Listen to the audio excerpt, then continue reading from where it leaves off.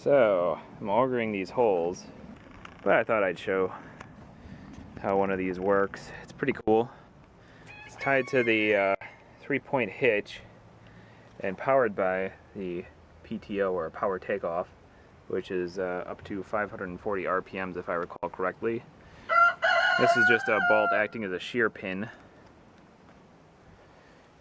And unfortunately, tractors, at least the majority of them, don't have what's called down pressure.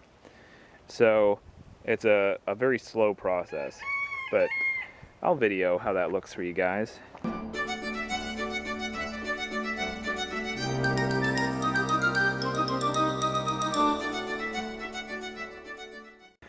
You may be wondering just how dangerous it is to auger like this. That shear pin will snap if you hit something really heavy duty, like a really big rock. Otherwise, this does tend to break up a lot of the smaller stuff. And I only need this to be a couple feet down, so it's probably about there. One of the more dangerous things that can happen, though, is if you hit a big rock and you hit it just on the edge, and then the auger gets pulled under, it'll grab the lip of the rock and corkscrew down. And eventually it'll hit a point where either the resistance of the earth is so great, or the pressure against that rock is so great, they might stall it out. It's a softer thing to happen than hitting a rock head on and just cracking into it and snapping the shear pin. Might grab it and then stall it out, or, you know, and there's always a minor risk that this PTO shaft may just go flying. And if it does go flying, it's going to start flailing around. Most tractor accidents are PTO related. It is extremely dangerous and very lethal. So you have to be careful when using PTO implements. But on the other hand, they will save you a huge amount of time. So it's double-edged. I'm breaking out the big guns here. This is my 12-inch auger, and I'm hoping to get a 4-foot hole, which I want to use to absorb any water that leaks out from an automated watering system. I already snapped one shear pin, so this is already a rough process.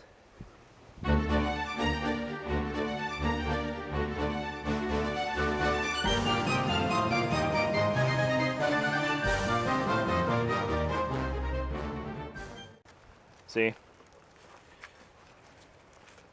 If you look at what's going on with this, you can see all this fresh area here.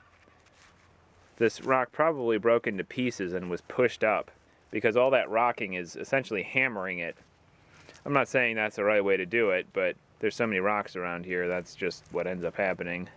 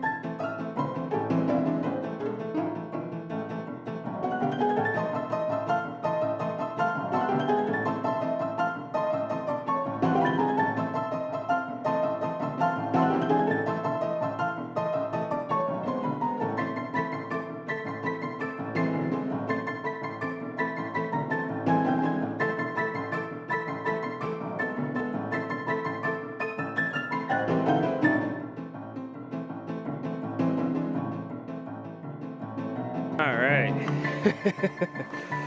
Yeah, lots of rigmarole there. But here's our nice deep hole, which I'm gonna fill up with gravel, and that's where the water bowl is gonna be. As you can see, the teeth slipped a few times, even though I kept ratcheting them down really tightly. They still slipped from all the force. I'm considering tack welding those to the body of this auger, but because I'll probably never use it enough to have to replace them, honestly. So if I just put a tack in, that might keep it from bouncing around.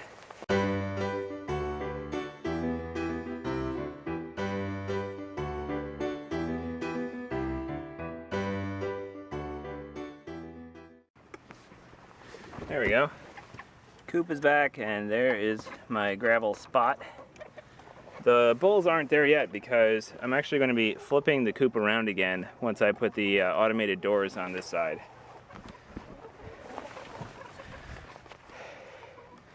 In case you're wondering what the soil here does to a shovel, yeah. That's not even, I mean, some of it's from rock, but some of it's not. Had a nice ground edge on there before I hit a few more rocks, but yeah, the earth is so hard here. There's actually a horizon that is most of the year as hard as rock and turns into a really annoying powder when you break it up. It's kind of cement-like. Anyway, I've gone through many shovels out here, and as you could tell, you know, there are rocks everywhere, just everywhere. If you enjoyed watching this, please like and subscribe.